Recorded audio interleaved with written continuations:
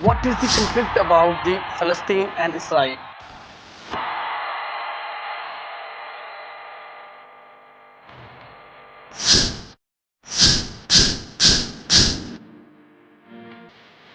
Concept कहाँ से start होता है, यानी इसकी जो है वो समझ हमें कब आएगी कि इसराइल इतना क्यों मुसलमानों पर जुल्म उठाई जा रहा है, उससे इतनी होश भी नहीं है कि जिन्होंने बच्चियां शहीद हो जाती हैं, उसको बिल्कुल भी गर्ज नहीं है। वो कहता है कि मैंने बैतुल मुक़द्दस को ढा कर ही रहना है, नाउज़ुबिल्लाह माज़अल्लाह अस्तग़फिरुल्लाह। वो ये चाहता है कि इसराइल जो है वो फ़लस्तीन के ऊपर ओवरटेक कर जाए, अपने जो हैकल सुलेमानी है उसको बनाए।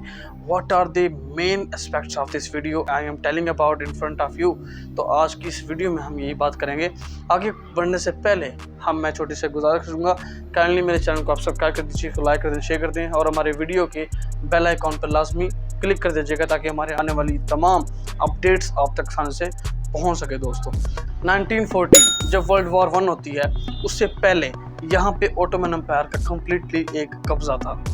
1914 में जब वर्ल्ड वॉर 1 होती है, उसके बाद ओटोमन एम्पायर का यहाँ से जो है वो सारा का सारा जो कब्ज़ा होता है वो ख़त्म हो जाता है। उसके बाद यहाँ पे फ्रांस और बरतानिया का कब्ज़ा हो जाता है।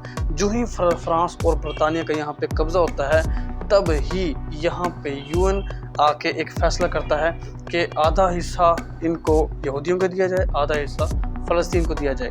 यहाँ से एक बंटवारा होता है जिसके ऊपर अरब ममालिक की सख्त कड़ी तनकीद थी यहूदियों के ऊपर कि ये जो यूरोप वाले हैं, यूरोप से जो यहूदी यहाँ शिफ्ट हो रहे हैं, ये हमारे ऊपर एक किस्म का कब्ज़ा करने वाले हैं, जिसके ऊपर इसराइल ने बिल्कुल भी उनकी बात नहीं सुनी और जो है वो उनकी वैसी ही बात मानी गई जैसे कि मानना चाहिए था यूएन की तरफ से, जो उनको ये उम्मीद थी।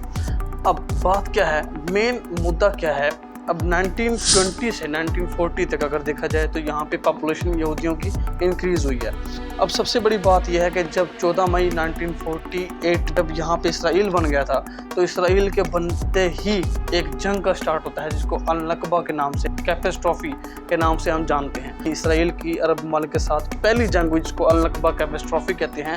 उनमें ममालिक शामिल थे उर्दन, शाम, इराक और मिस्र। ये 4 ऐसे मुल्क थे जो उसके अंदर इन्वॉल्व थे। अब जो ही इसके ऊपर ओवरटेक करता है इसराइल, तो फ़लस्तीन का काफ़ी सारा हिस्सा जो है वो ऑक्यूपाई कर जाता है।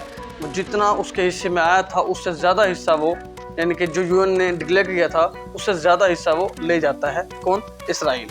अब ये जो गैर मुनसिफाना एक किस्म के जो है वो इसने काम किया, ये किस लिए किया? चूँकि वो चाहता है कि ये खित्ता हमारे लिए मुक़द्दस है, ये खित्ता हमारे लिए बहुत ज़्यादा इम्पोर्टेंट है, हम यहाँ पे ओवरटेक करना चाहते हैं इस पे, या कहते हैं कि यहाँ पे यूएस की जो है वो सपोर्ट है या क्या है, कुछ तो है। व्हाट इज़ द मेन, मैं समझता हूँ कि यहाँ पे कुछ है जिसकी वजह से अरब के इतने ममालिक हैं, हमारे आलम इस्लाम के इतने ममालिक हैं, इनका जो है वो बिल्कुल भी एक वो नहीं होता। छोटा सा मुल्क है और उनको हरा देता है। पहली जंग होगी, दूसरी बात 1967 में दूसरी जंग होती है, उसमें भी इसराइल बड़े बेहतरीन तरीके से जीत जाता है और सारे आलम इस्लाम देखते के देखते रह जाते हैं। अब भी वही हाल हो रहा है, गज़ा पे हमले हो रहे हैं, गज़ा पे जितने भी जो है वो स्ट्राइक्स आ रही हैं, जितने भी हमले हो रहे हैं, जितने फ्लैट हो चुका है गज़ा, बिल्कुल फ़लस्तीनियों की कोई वैल्यू नहीं है वहाँ पे, ना ही कोई मस्जिद अक्सा को जो है वो वहाँ देख रहा है। अभी रिसेंट की खबर में ये है कि मस्जिद अक्सा के अंदर यहूदियों का बहुत बड़ा एक गिरोह दाखिल होता है और फ़लस्तीनियों को वहाँ आने से मना किया गया है। दोस्तों, this is the main point for us to know what is happening in the Gaza right now. We have to concern about it and we have to shock. ये हो क्या रहा है? हम मुसलमान गए कहाँ हैं? हमें हो क्या रहा है कि किबला अव्वल बैतुल मुक़द्दस, जहाँ पे हज़रत मोहम्मद सल्लल्लाहु अलैहि वसल्लम ने जमात करवाई, जहाँ पे पैगंबर यानी हज़रत सुलेमान, जहाँ पे हज़रत मूसा, हज़रत ईसा, जहाँ पे हज़रत इब्राहीम, जहाँ पे इतने मेन चीज़ें हमारी हिस्ट्री है इस्लाम की, क्यों नहीं हमें समझ आती जो है वो वहाँ पे ओवरटेक कर जाता है इसराइल। थोड़ा सा मैं आगे चला गया इस पॉइंट पे, लेकिन हम हिस्टोरिकल बात कर रहे थे।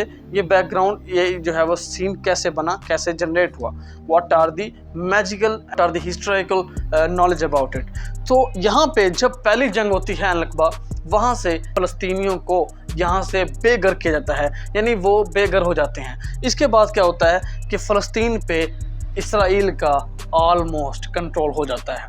उसके बाद वो क्या करता है, यानी जो वेस्ट बैंक है जो इसराइल के बिल्कुल करीब है और जो गजा स्ट्रिप है उन पे वो अपना कब्जा जमा लेता है किसी हद तक। और यहाँ पे वेस्ट बैंक जो राइट सिचुएशन में आपको बता रहा हूँ कि इसराइल इसको अपना कैपिटल मानता है। इसराइल कहता है कि हमारा जेरूशलम हमारा कैपिटल है, क्योंकि हमने यहाँ पे अपनी जो मुकद्दस चीज़ उन्होंने जो सोची हुई है। पहले यहाँ पे चूँकि हैकल सलमानी मौजूद था और उसकी एक दीवार बची हुई है, दीवार गरिया, जहाँ पे यहूदी इबादत करते हैं। अब वही चीज़ वो दोबारा रिकन्स्ट्रक्ट करना चाहते हैं ताकि वो ताबूत सकीना हासिल कर सकें और वहाँ आके ओवरटेक कर सकें, अपनी इबादत को जारी कर सकें और कम्प्लीटली एक अच्छे तरीके से अपने दीन को चला सकें।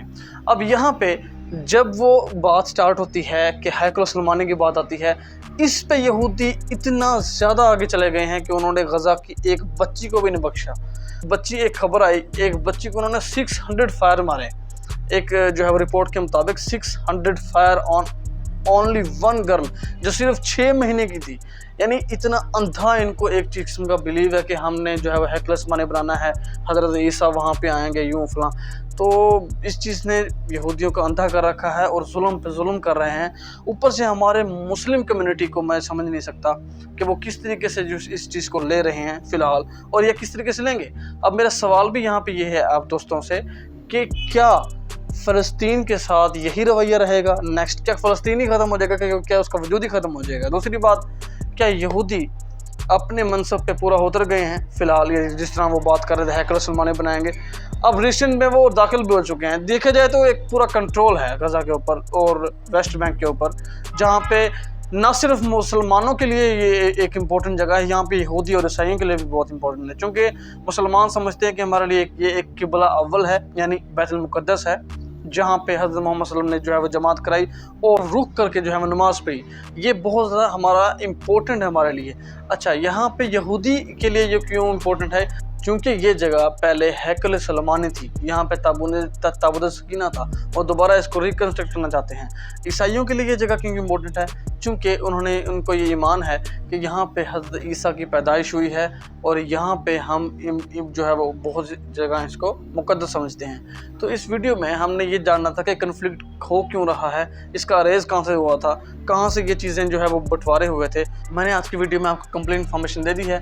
आने वाले तमाम वीडियो के लिए काइंडली मेरे चैनल आप सब्सक्राइब कर दीजिए, लाइक करते हैं। मिलते हैं चैनल नेक्स्ट वीडियो में। ओके, अल्लाह हाफ़िज़, टेक केयर।